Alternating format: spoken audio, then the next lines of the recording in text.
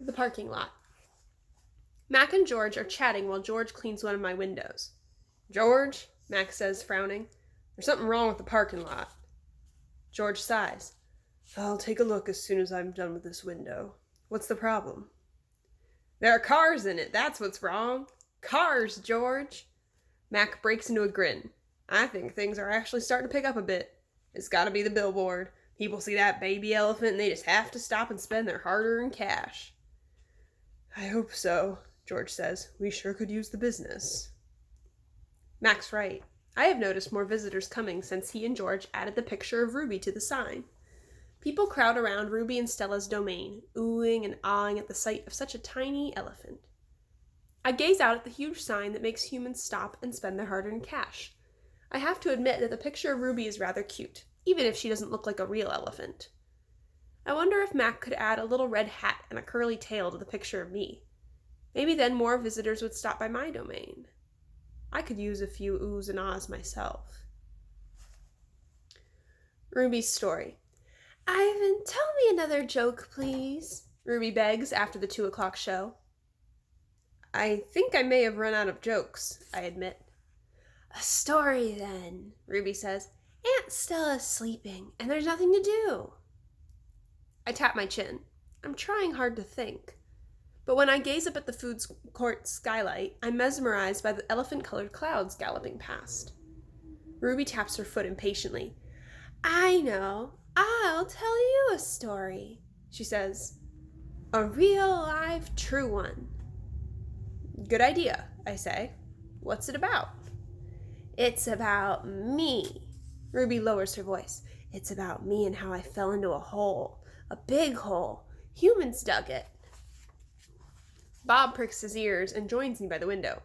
I always enjoy a good digging story, he says.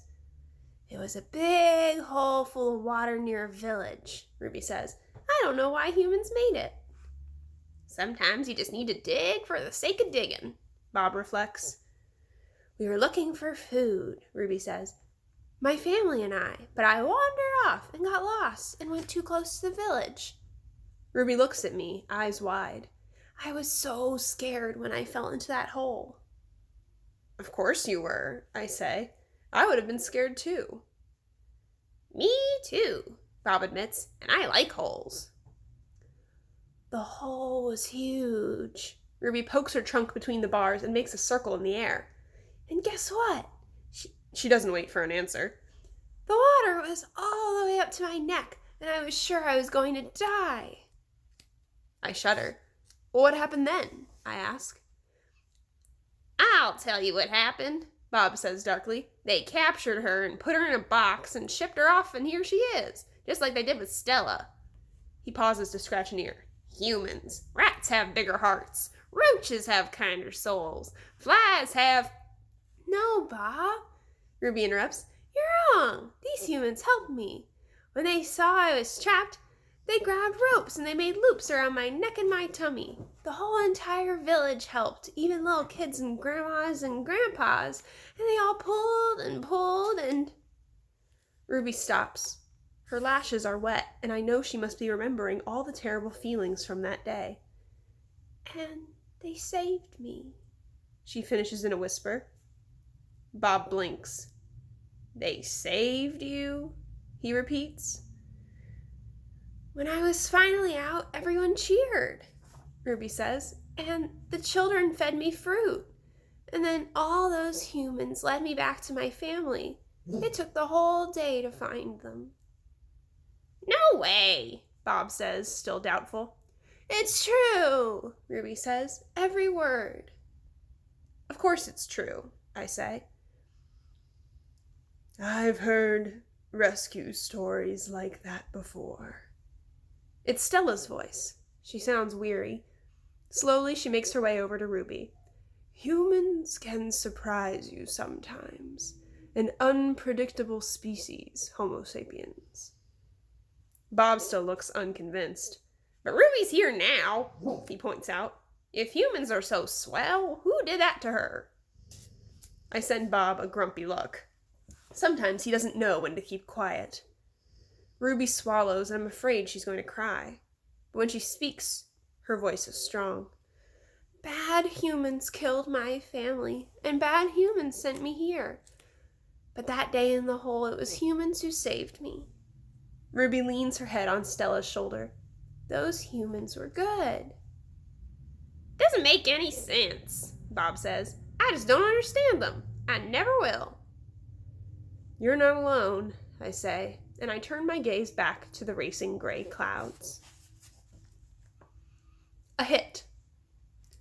Stella's foot hurts too much for her to do any hard tricks for the 2:00 show.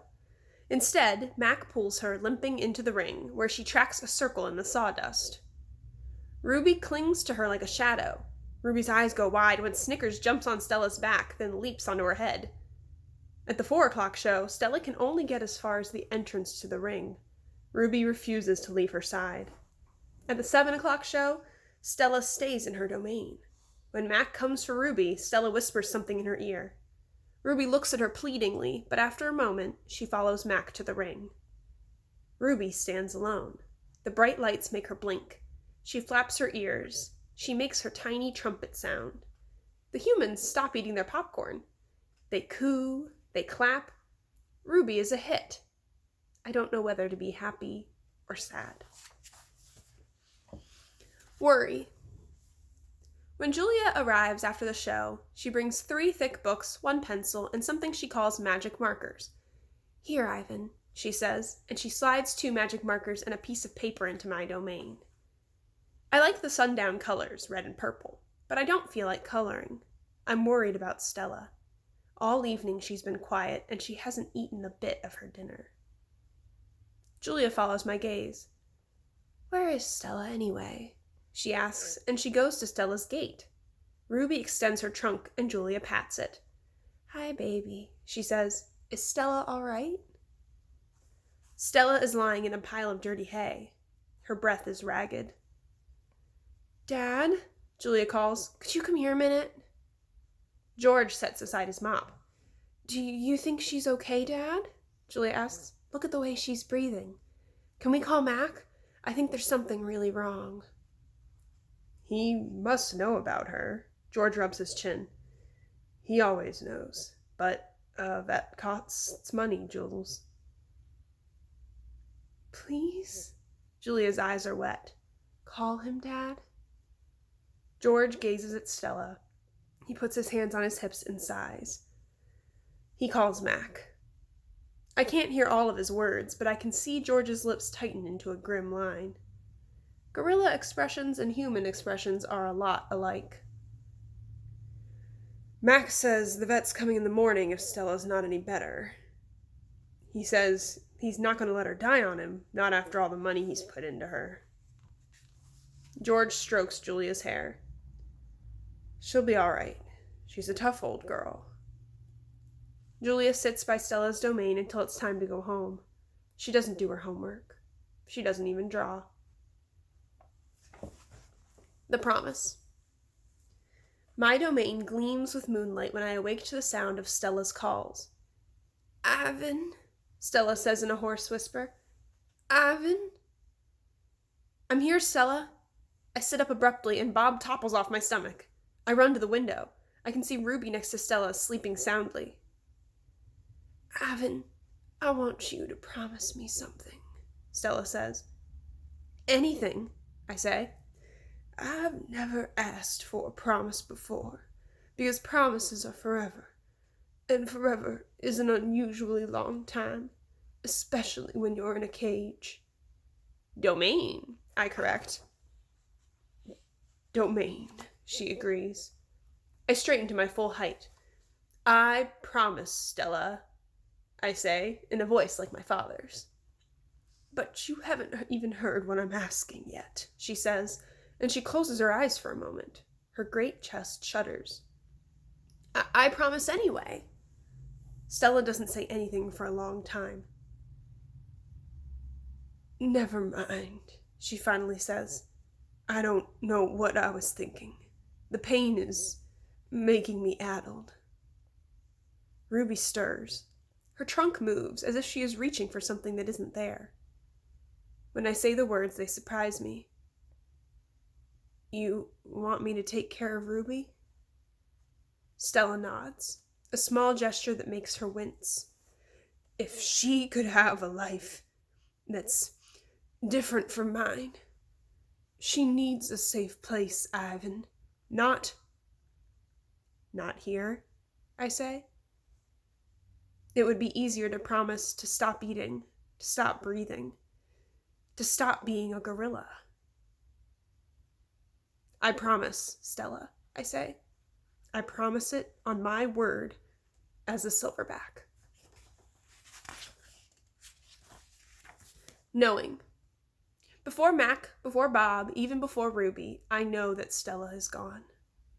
I know it the way you know that summer is over and winter is on its way. I just know. Stella once teased me that elephants are superior because they feel more joy and more grief than apes.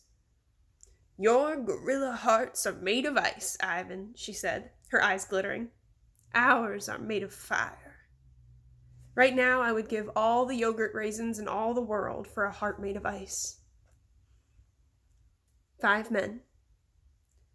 Bob heard from a rat, a reliable sort, that they tossed Stella's body into a garbage truck. It took 5 men and a forklift. Comfort. All day I try to comfort Ruby, but what can I say? That Stella had a good and happy life? That she lived as she was meant to live? That she died with those who loved her most nearby? At least the last is true. Crying. Julia cries all evening while her father sweeps and mops and dusts and cleans the toilets. When George sees Mac, he runs to him. I can only hear a few of his words. Vet. Should have. Wrong. Mac shrugs. His shoulders droop. He leaves without a word. When George wipes the fingerprints off my glass, his cheeks are wet. He doesn't meet my eyes. The one and only Ivan. When all the humans have left, I send Bob to check on Ruby. How is she? I ask when he returns. She was shivering, Bob says. I tried to cover her with hay, and I told her not to worry because you were going to save her. I glare at him. You told her that? You promised, Stella. Bob lowers his head. I wanted to make the kid feel better. I shouldn't have made that promise, Bob. I point to Stella's domain, and for a moment, it seems like I've forgotten how to breathe. I wanted to make Stella happy, I guess. But I can't save Ruby. I can't even save myself. I flop onto my back. The cement is always cold, but tonight it hurts. Bob leaps onto my belly. You are the one and only Ivan, he says. Mighty silverback. He licks my chin, and he's not even checking for leftovers. Say it, Bob commands. I look away. Say it, Ivan. I don't answer, so Bob licks my nose until I can't stand it any longer. I am the one and only Ivan, I mutter. And don't you ever forget it, he says. When I gaze at the food court skylight, the moon Stella loved is shrouded in clouds. Once upon a time. All night, Ruby moans and sniffles. I pace my domain. I don't want to fall asleep in case she needs something. Ivan, Bob says gently, get some sleep, please, for your sake and for mine. Bob can't sleep unless he's on my stomach. I hear a stirring. Ivan, Ruby calls. I rush to my window. Ruby, are you all right? I miss Aunt Stella, Ruby sobs, and I miss my mom and my sisters and my aunts and my cousins too. I know, I say, because it's all I can think of. Ruby sniffles. I can't sleep. Do you know any stories the way Aunt Stella did? Not really, I admit. Stories were Stella's specialty. Tell me a story about when you were little, Ruby pleads. She put her trunk between the bars. Please, Ivan? I scratched the back of my head. I don't remember things, Ruby, I admit. It's true, Bob says, trying to be helpful. Ivan has a terrible memory. He's the opposite of an elephant. Ruby lets out a long, shivery breath. Oh, well, that's okay. Night, Ivan and Bob. I listen to Ruby's soft sobs for long, horrible minutes. Then I hear myself saying, once upon a time, there was a gorilla named Ivan. And slowly and deliberately, I try to remember. The grunt. I was born in a place humans call Central Africa, in a dense rainforest so beautiful no crayons could ever do it justice. Gorillas don't name their newborns right away, the way humans do. We get to know our babies first. We wait to see hints of what might yet be. When they saw how much she loved to chase me around the forest, my parents decided on my twin sister's name, Tag. Oh, how I loved to play tag with my sister. She was nimble, but when I got too close, she would leap onto my unsuspecting father. Then I would join her, and we would bounce on that tolerant belly until he gave us the grunt, the rooting pig sound that meant enough. That game never got old, although my father might have disagreed. Mud. It didn't take long for my parents to find my name. All day long, every day, I made pictures. I drew on rocks and bark in my poor mother's back. I used the sap from leaves, I used the juice from fruit, but mostly I used mud. And that is what they called me, Mud. To a human, mud might not sound like much, but to me, it was everything. Protector. My family, which humans call a troop, was just like any other gorilla family. There were 10 of us, my father, the silverback, my mother, and 3 other adult females, a juvenile male called a blackback, and 2 other young gorillas. Tag and I were the babies of the group. We squabbled now and then, as families will, but my father knew how to keep us in line with a simple scowl. And for the most part, we were happy to do what we were meant to do, to feed and forage and nap and play. My father was a master at leading us to the ripest fruit for our morning feast and the finest branches for our night nests. He was everything a silverback is meant to be, a guide, a teacher, a protector. And nobody could chest beat like my father. A perfect life. Gorilla babies and elephant babies and human babies are not so different, except that a gorilla gets to spend the day riding on his mother's back, like a cowboy on a horse. It's a pretty great system from the baby's point of view. Slowly, carefully, a young gorilla begins to venture farther and farther away from the safety of his mother's arms. He learns the skills he will need as an adult. How to make a nest of branches, weave them tightly or they will fall apart in the middle of the night. How to beat your chest, cup your palms to amplify the sound. How to go vining from tree to tree, don't let go. How to be kind, be strong, be loyal. Growing up gorilla is just like any other kind of growing up. You make mistakes, you play, you learn, you do it all over again. It was, for a while, a perfect life.